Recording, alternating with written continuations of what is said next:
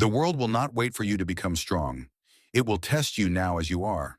But within you, there is a quiet strength, waiting to be sharpened, not shown. This is not about becoming untouchable. It's about becoming unmoved. There once lived a man who ruled the most powerful empire in the world, but he did not see himself as a ruler. He saw himself as a student of pain, a student of fate, a student of his own mind. His name was Marcus Aurelius. He wielded the sword not just against enemies, but against his own impulses. He sat alone in tents before battles, not to strategize war, but to conquer fear. He wrote not for the world, but for himself, letters we now call meditations, which still whisper through time to those willing to listen. This is not a list. This is a mirror. These are the 10 Stoic teachings of Marcus Aurelius, not to be recited, but to be lived. And if you dare walk this path, do not bring comfort, bring courage. Let's begin. 1. The soul becomes dyed with the color of its thoughts. You become what you think. Fill your mind with bitterness, and you will see enemies everywhere. Fill it with complaint, and the world becomes a prison. Marcus reminds us, your inner life paints your outer life. This is not abstract, it is practical. What do you feed your mind daily? What words do you repeat to yourself? What voices do you allow in? A Stoic guards the mind like a fortress, because what enters it becomes you. Choose wisely, speak truth inside your head. 2. The impediment to action advances action. What stands in the way becomes the way. This is the heart of Stoicism. Obstacle is the way. Marcus didn't run from hardship. He walked into it and through it. Every difficulty is a forge. Every setback, a sculptor. Pain does not block your path. Pain is your path. And once you accept this, truly accept it, you stop running. You begin transforming. Your wounds become wisdom. Your delays become lessons. The wall becomes the door. Face it, it was built for you. 3. If it is not right, do not do it. If it is not true, do not say it. Integrity is non-negotiable. The Stoic path is not about success, reputation, or applause. It is about doing what is right, even if no one sees it. We live in a world where masks are rewarded, where lies are dressed as virtue. But Marcus teaches us that the real battle is not external, it is internal. Will you lie to get ahead? Will you betray your soul for comfort? The Stoic says, never. Let us not be known by what we say, but by what we refuse to say. 4. If you are distressed by anything external, the pain is not due to the thing itself, but to your estimate of it. Your suffering is often a story, not a reality. Your anger, an interpretation, not a truth. A Stoic asks, why does this offend me? Why does this shake me? And more often than not, the answer is, because I allowed it to. Change your view and the weight vanishes.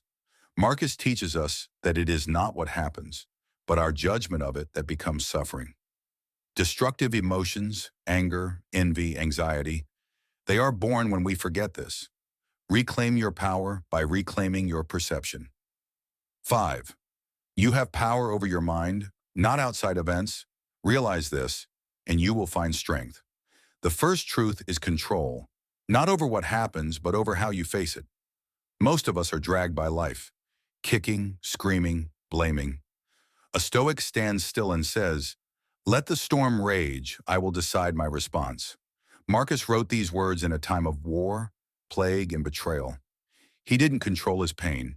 He controlled what it meant to him. Let us stop trying to govern the chaos. Govern your thoughts. That is where strength is born. 6. Waste no more time arguing about what a good man should be. Be one. This is the final call, the call to action. We talk, we post, we analyze. But Marcus Aurelius didn't care about theory. He cared about embodiment. The world doesn't need more philosophers, it needs more examples. The Stoic walks the path silently. No medals, no noise, just action. Be the man who wakes early to face the day. Be the woman who chooses silence over gossip. Be the soul who forgives, not for others, but for themselves. Do not wait to be perfect.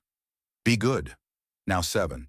How much more grievous are the consequences of anger than the causes of it? Anger feels powerful, but it enslaves. A moment of rage can destroy years of effort. Words cannot be unsaid. Actions cannot be undone. Marcus urges us to look past the moment, to see the damage anger brings. He was an emperor. He could crush his enemies, but he chose control. He chose delay. He chose silence. Anger is easy. Restraint is divine. Next time fury rises, ask, will this serve me, or will it leave me smaller than I was? Choose clarity every time. 8. The best revenge is to be unlike him who performed the injury. Someone wrongs you. You feel rage. You want to hit back, to wound them as they wounded you. But that is the path of the weak. That is the path of the reactive. Marcus believed in something more difficult and more noble. He believed that true strength is to rise above, to not become what hurt you, to not answer cruelty with cruelty, but to answer it with calm, with dignity, with silence that speaks louder than any scream. Let us not mirror the broken. Let us become the mirror that shows them who they truly are. 9. When you arise in the morning, think of what a privilege it is to be alive, to breathe, to think, to enjoy, to love. Gratitude is not some soft ideal. It is a weapon. When the world burns and chaos reigns, the Stoic returns to the breath, to the fact that they are, that the sun still rises, that death has not yet come. This is not optimism. This is realism, because life owes us nothing. Yet here we are.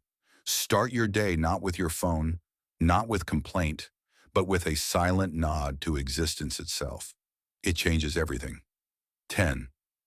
It is not death that a man should fear, but he should fear never beginning to live. We all fear death, but Stoics feared something deeper, the unlived life. We scroll, we delay, we wait for the right moment to begin. But Marcus reminds us, death does not wait.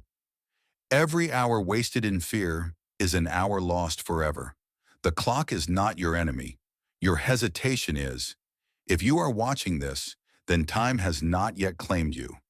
So do not fear its end. Fear the silence within you that waits, that delays, that wastes. Begin, live. Now these teachings were not written for us.